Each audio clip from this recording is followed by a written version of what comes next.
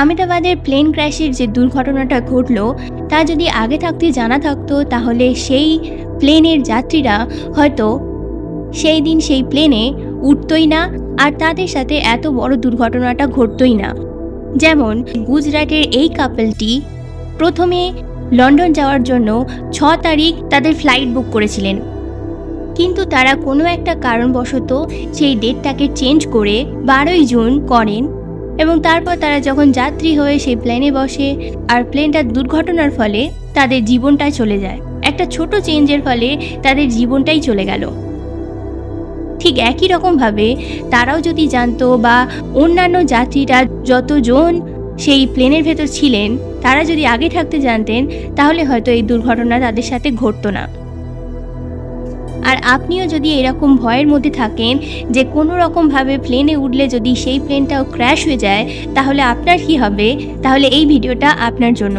কারণ এই ভিডিওতে আলোচনা করব যে কিভাবে প্লেনের যে কোনো রকম দুর্ঘটনাকে আপনি এড়িয়ে চলতে পারেন এবং আপনার পরিবারের অথবা আপনার প্রিয় মানুষের জীবনকে বাঁচাতে পারেন।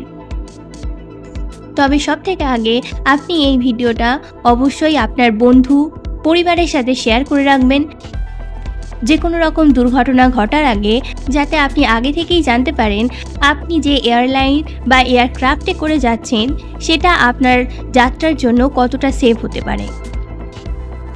তো তার জন্য যখনই আপনি কোনো ফ্লাইটকে বুক করবেন তো সবার আগেই আপনি সেই ফ্লাইটের নাম্বারটাকে নোট করবেন, যেটা আপনি আপনার ফ্লাইটের টিকিটে অথবা যেখানে আপনার বুকিং কনফার্মেশনের মেসেজ আসবে সেখানেই লেখা থাকে যে আপনি কোন ফ্লাইটে যাত্রা করতে চলেছেন তার নাম্বার, যেমন WS153 বা AC2505 এরকম যে কোনো ফ্লাইট নাম্বার হতে পারে।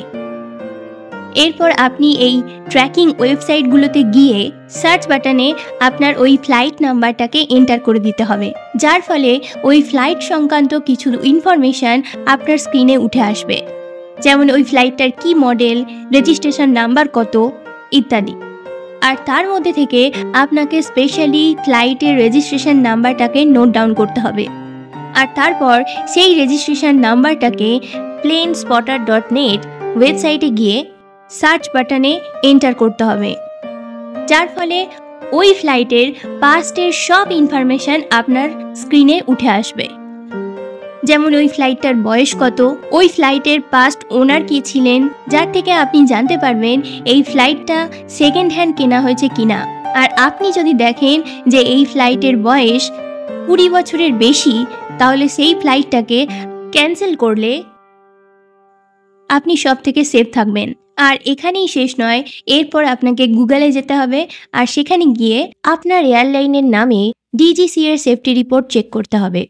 যেমন ধরুন আপনি যদি ইন্ডিগো এয়ারলাইনের ফ্লাইট বুক করেন তাহলে আপনাকে লিখতে হবে ইন্ডিগো DGCA সেফটি রিপোর্ট, আর এটা দিয়ে সার্চ করলে আপনার সামনে সেই সংক্রান্ত সব ইনফরমেশন চলে আসবে আর আপনি জানতে পারবেন যে এই এয়ারলাইনের ওপর DGCA পাস্টে কোনো পেনাল্টি লাগিয়েছিল কিনা বা এই এয়ারলাইনকে কতবার DGCA ওয়ার্নিং দিয়েছে আর কোন ফ্লাইটের ওপর সব থেকে বেশি ওয়ার্নিং পড়েছে।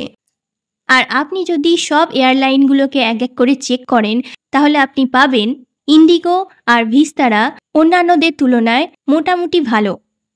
তো বন্ধুরা, ফ্লাইটস ইন্ডিয়ার মধ্যে সেফ, কিন্তু আপনাকে 10 মিনিটের জন্য কিছু রিসার্চ করতে হবে এবং সেটাকে আপনাকে দেখে নিতে হবে যে আপনি যে ফ্লাইটে যাবেন বলে বুক করেছেন সেটা আপনার জন্য আদৌ সেফটি কিনা।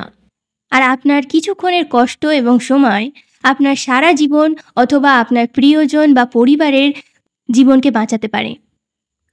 তো যতবার আপনি ফ্লাইটে যাত্রা করবেন ততবার আপনি এই সবগুলোকে আপনার মূল্যবান সময়টাকে দিয়ে একবার রিসার্চ করে নেবেন, তাতে আপনার যাত্রা এবং আপনার জীবন মঙ্গলময় হয়ে উঠবে।